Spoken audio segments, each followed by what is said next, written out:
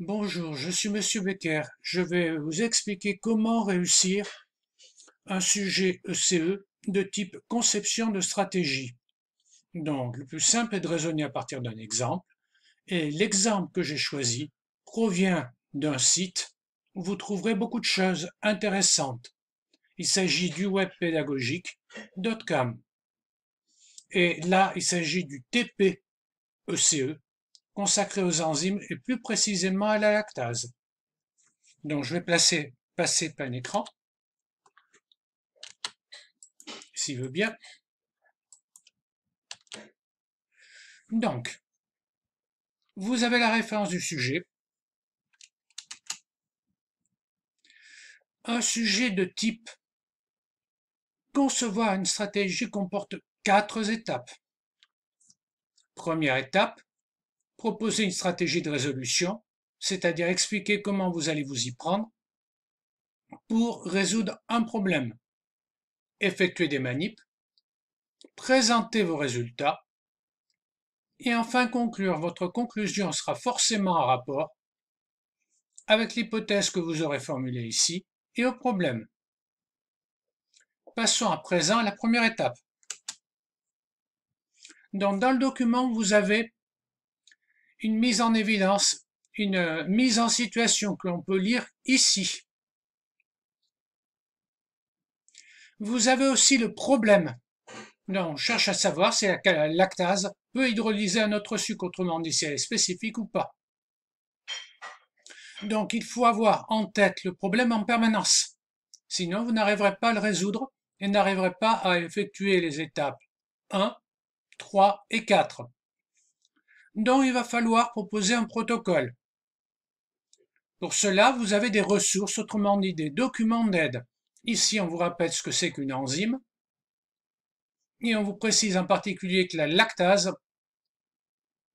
est hydrolysée en galactose et surtout en glucose. Vous avez dans le document 2 molécules de dioside de sucre, le lactose et le saccharose. Et surtout, un document 3, le document 3 qui vous permet de voir quelles sont les techniques qui vous permettent de mettre en évidence une hydrolyse par l'enzyme. Hydrolyse du sucre par l'enzyme. Donc ce qu'on mettra en évidence c'est le glucose. On peut utiliser soit les liqueurs de Fehling qui virent au rouge, soit des bandelettes glucose. Donc, document de ressources va vous aider à concevoir votre protocole. Allons-y. Donc, il faut toujours, c'est une partie orale, vous avez 15 minutes pour la préparer. Il faut toujours rappeler le problème. La lactase peut-elle hydrolyser le saccharose ici? Vous devez aussi impérativement fournir une hypothèse. Donc là, c'est oui ou non. Donc, on peut imaginer que la lactase n'est pas spécifique et qu'elle peut hydrolyser un autre sucre que la lactose. Donc, il va falloir préciser les conséquences vérifiables de l'hypothèse.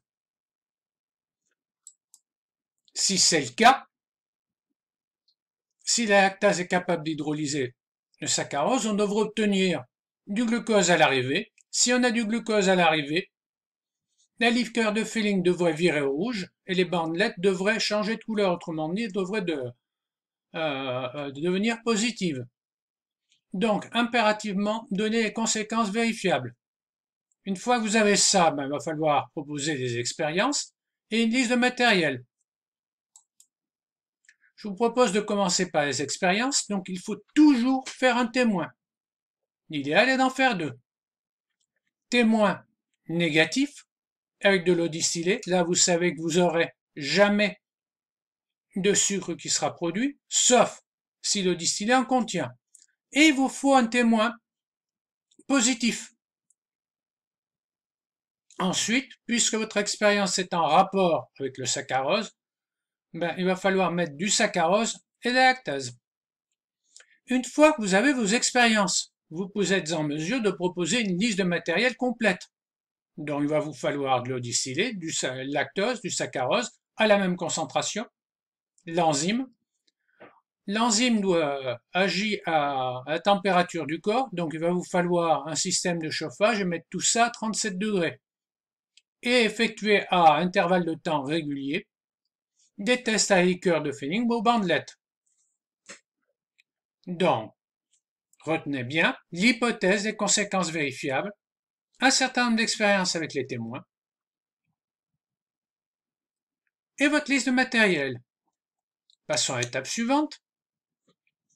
Donc, vous devrez effectuer une manipulation que l'on peut voir ici, dans des tubes à essai, et des tests, ici, test à la liqueur de Fehling, où le glucose est présent, test à la liqueur de Fehling, où le glucose n'est pas présent. Donc là aussi, je vous fournis la référence des expériences. Donc là, vous devez suivre à la lettre un protocole, et surtout à la fin de la manipulation, n'oubliez pas de ranger. Il y a toujours au moins un point pour le rangement. Donc, quand vous avez terminé votre manipulation, qu'elle a été vérifiée que vos résultats sont exploitables, n'oubliez pas de ranger le matériel. Si jamais vous aviez du souci avec votre manipulation, votre correcteur peut vous fournir un document de secours. Passons à l'étape suivante. L'étape suivante, c'est la présentation des résultats. Donc, vous avez toujours quelque chose à présenter. Soit un tableau de résultats, soit une courbe, soit une image, soit une photo. Donc, ici, le plus simple, c'est de faire un tableau. Tableau qui précise les conditions d'expérience, les résultats et leur interprétation. Que vous ayez affaire à un tableau comme ici, ou à un dessin ou à une photo, ce que vous voulez, vous avez obligatoirement un titre. Le titre s'écrit toujours en bas, comme ceci.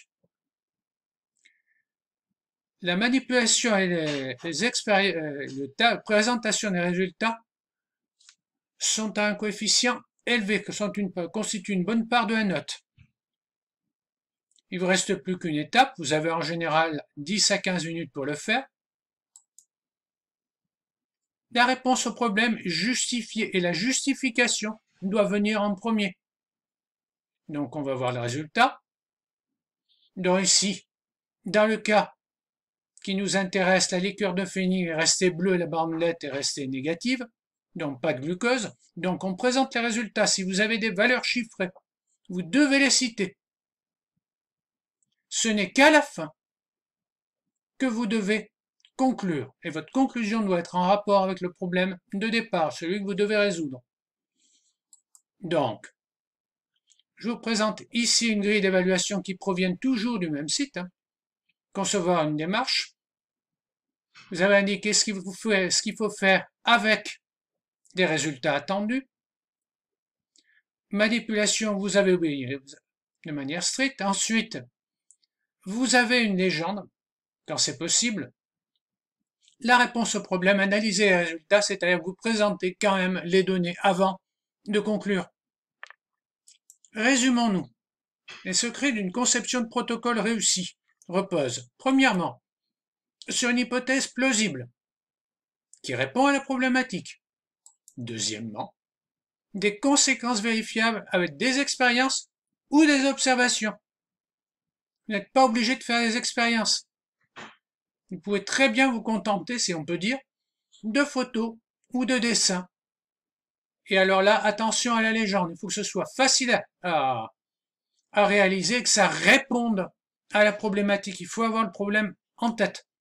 Troisième point, des observations complètes ou des expériences avec un témoin. Il peut très bien y en avoir deux. Les expériences que vous proposerez ici peuvent être différentes de celles qu'on vous demande de faire. Enfin, vous avez une liste de matériel concrète et réaliste. Dernier point, lorsque vous avez affaire à un sujet poursuite d'une démarche ou poursuite de protocole, vous avez exactement le même travail à faire, mais dans la dernière étape, c'est-à-dire au moment de la rédaction. C'est tout pour aujourd'hui. Je vous remercie.